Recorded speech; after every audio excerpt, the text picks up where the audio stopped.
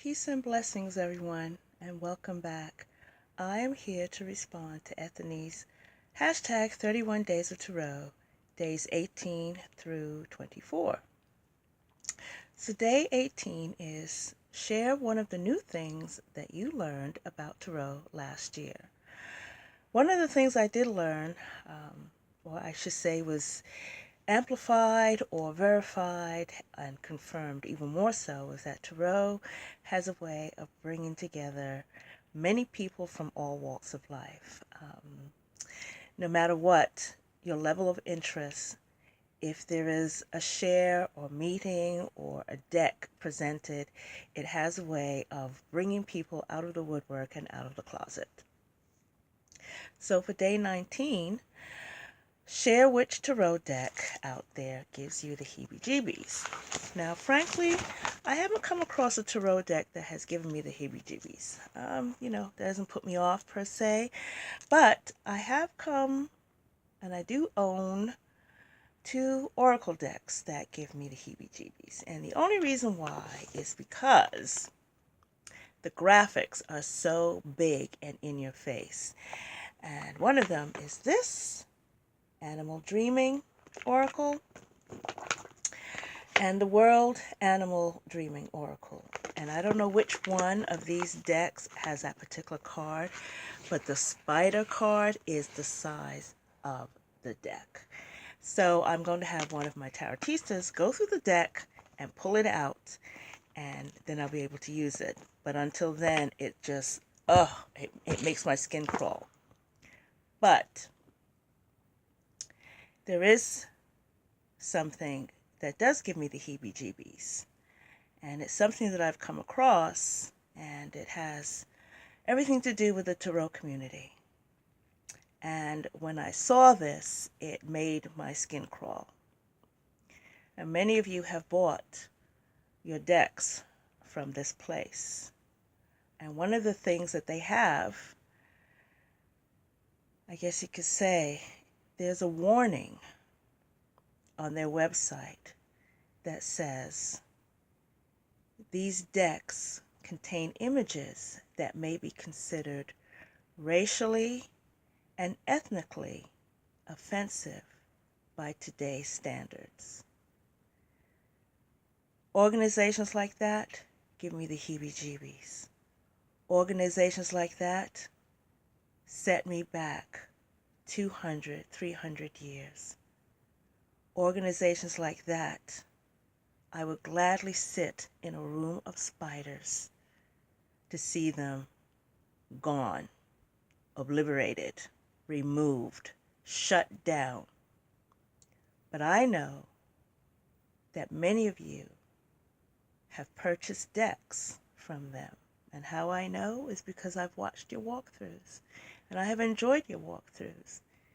And there have been times when I have been tempted to buy a particular deck, but upon further research, knowing the premise and the foundation of which this organization is built on, I cannot, within good conscience, calling myself an advocate, calling myself a person of color, a black woman, purchase anything from this organization. So that is what gives me the heebie-jeebies. Now, on to day 20. Share one tarot myth you used to believe and why you stopped believing it. I never believed any of them. I heard, never believed. They didn't apply to me whatsoever. Tarot was a method that I needed to use for self-development and empowerment. I didn't believe in having to wrap my decks in silk or be gifted a deck before I can use it or any of those things. To me, they're just pieces of paper with beautiful imagery that have the potential of digging deep into your subconscious. There is no other reasoning or explanation or, that sense of woo-woo attached to them as far as I'm concerned. Day 21. Share some of my favorite deck storage. Well, I have over 400 decks. So deck storage is a little bit complicated. Right now, I'm looking at a suitcase full of decks that I have tried to move around, and I'm thinking, oh, these are not decks I'm going to be reaching for right now. Well, ironically, I had to pull out my Animal Dreaming decks. Now, this is part of the suitcase. It's one of those valet sort of deals. So I've got some decks in here. Random, no other reason but that they're in there. And of course, you've seen this. My Weaver's Oracle is stored in this bag that I made. I do have old telephone cases for storage. Let's see. Jewelry boxes for storage until I decide to do something else with them. I do love certain bags. This is my Osho Zen in here. Of course, I have thematic bags as well. This is for the Santa Muerte deck. This bag contains, let's see, my Dios de los Muertos, my ofrenda, and my azúcar bone. Something about that southwestern print. I like that. My Color and Story Lenormand I keep in here because, of course, you know, it needs a colorful deck. And the book fits in it as well. So that's kind of nice having that. I also have tarot boxes. This is one box that has my first Egyptian deck with a few crystals in it, and one of my grandmother's lace hankies.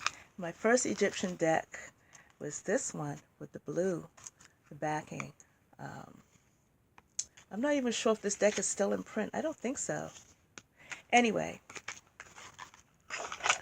my next box was a gift. Oh, where do I begin?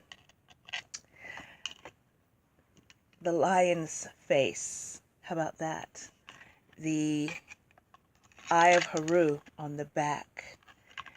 The cowrie shells all around it.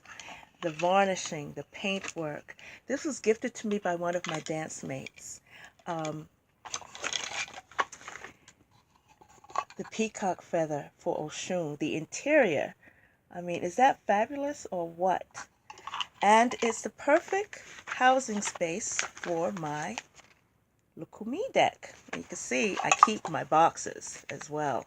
No matter how much they may be falling apart, I do keep my boxes. Let's see. The next question for day 22. Share the card that was the hardest for you to get when first learning tarot, and how does it feel now? I'm going to have to say this guy or girl, the Devil card. I grew up in the 70s hearing Flip Wilson say, you know, his alter ego Geraldine Jones, that the devil made me do it. And I think the devil gets a bad rap.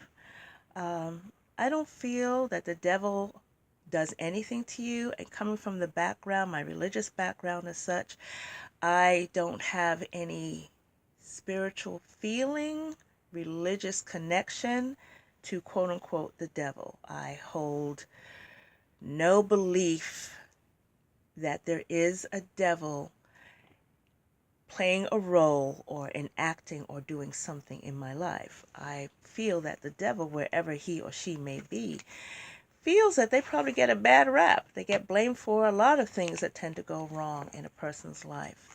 But when I see the Devil card, this tells me that the decisions that you've made put you in a spot. Now, the decisions come from a place of instant gratification or your ego at play, or wanting to have something, obsessing about something. As human beings, we like to stick with what feels good.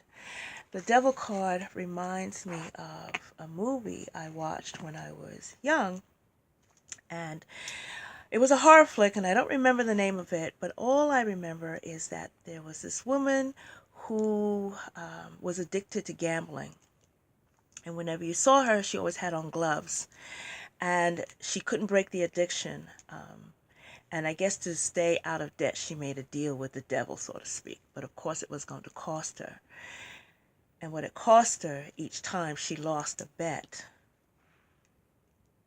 was a finger. Each time she lost a bet. So at the end of the movie, this is what she had left on one hand. And I think she had this left on the other hand.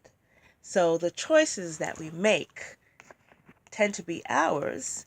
And I think when we're looking for an easy way out, then the energy of the devil steps in to help you out. Now, I call the devil also my party animal. The devil comes up for me from when I've been working too hard and is telling me, you need to relax and enjoy some of the fruits of your labor. You need to enjoy this human experience. So I appreciate the devil card now. And let's see, share a tarot deck that I had to break up with as it no longer resonates with me. And this is for day 23. Now, many years ago, I discovered the Archeon deck. And I'm going to tell you, that deck haunted me. No matter how much I try to get rid of it, give it away, it always found a way to come back to me, be gifted to me, return to me. It would just show up till finally I had to break it apart and use it for different things. And I just kept the majors. So that's the Archeon deck, okay? So now we have a different sort of relationship. I can appreciate it just as a majors only deck, okay? But the deck that did not resonate with me, and I do have a few. I'm trying to give them a chance. The Triple Goddess is one. I might pull that one out again, but it's this one, the Union Tarot deck. Look at the imagery. I expected the vibrant colors on the cover of the deck. It's not vibrant. It's not interesting. It doesn't catch my attention. Even the back of the cards is more interesting than the front. I find the imagery bland, boring, not engaging whatsoever. But, there's always got to be an ugly one in the bunch, right? So like any good mother, you love them all. And even though we are not communicating right now, not conversing right now, we are in our respective corners. I'm going to let it sit in my collection for a little bit. And, maybe by the end of 2018, I'll decide to pass it on. Okay. So, for day 24, if I could design a 79th card that everyone would use, what would it be like and what would it represent? Well, I don't need to design a 79th card. Years ago, I discovered a deck that I loved. It tends to be one of my favorites when I'm reading for men, and it's the Londa Tarot. And it's 78 cards in the deck, but there is an extra one. And it says, "Who are you really?" And I'll read to you what it says in the guidebook.